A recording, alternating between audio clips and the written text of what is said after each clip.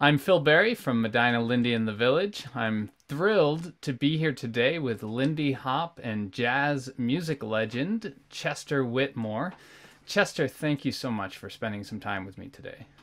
I'm glad that we're making this happen, making things going on. Making it happen. Well, I'm Good very day. excited to hear about your experiences and thoughts, so let's jump right in. Why do you feel like this Lindy Hop dance thing caught back on and is doing so well? The Lindy Hop is a different type of dance. Again, like I said, vernacular jazz dance. Lindy Hop, it's it's like what I talked to Frankie, and he said, "What do you feel when you dance?" I said, "If you love something so much and it's an outlet, it's a happy dance. It's an Mm. energetic dance. It it cuts boundaries. Those two a lot. Even though it's an Afro American dance, but it's made for everyone. Look at the house where it came out of, the Savoy. What's the name for the Savoy? The home of happy feet. Mm. You very rarely gonna find not that she's just a grumpy or she's a grumpy person. That's a swing dancer that's not happy on that Mm-hmm. floor. But Lindy Hoppers, even if you mess it up or whatever, it's a fun dance. Today, society, they're just now getting back to couple dancing. That energy that you share both apart and Yeah. give them time to shine, you shine, you both can move out. And you combine with the band, a live band, good live band. It's a big difference. Yeah. It's a big difference. So when you think about the future of Lindy Hop, what's important to you? We must not lose the people that came before us that laid the foundation.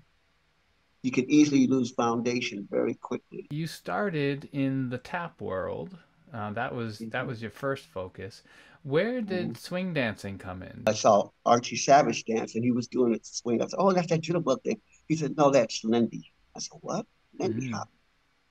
I said, "Wow." And I said, "How did you learn that?" Oh, great friend of mine, she taught me how to do it. It was Norma Miller. I was working, and on the set was the what's the gentleman Richard Pryor show. Uh huh. It was the Richard Pryor show, and I was working on that. And that's what I met Norma. Because when see people know Norma as a swing dancer, but Norma is much more than that. She's just a swing dancer. She's a writer, she's a poet, she's a comedian. And I met her, and she said, "You're the swing, Lindy Hop." And she said, "No, let me show you this back." And that's the first thing I learned about not only her, but with some of the older teachers. I said, "Well, is that count on 8 or 7 or this?" No, I don't know no counts. The only count I know is count basie.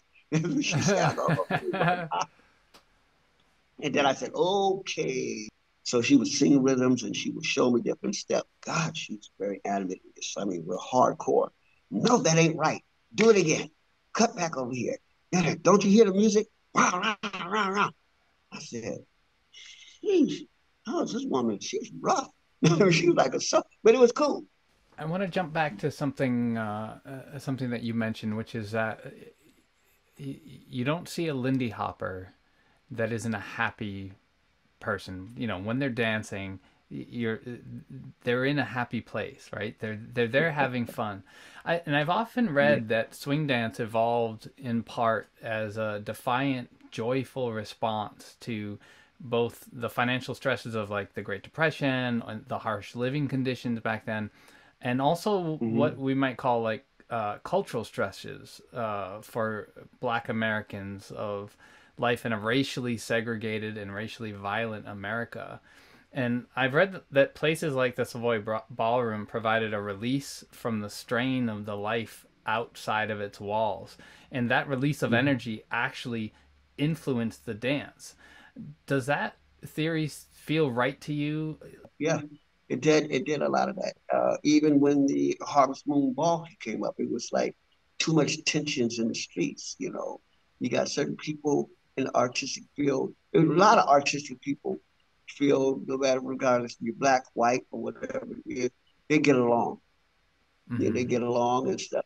It's society. It's how society pins us down and pins us into a mode of separation in certain things. And there was a lot of people that did not want that ballroom to flourish out. They didn't want to keep the people away from the black community, or they wanted to keep the whites away from the blacks and everything else. But the music was just too strong.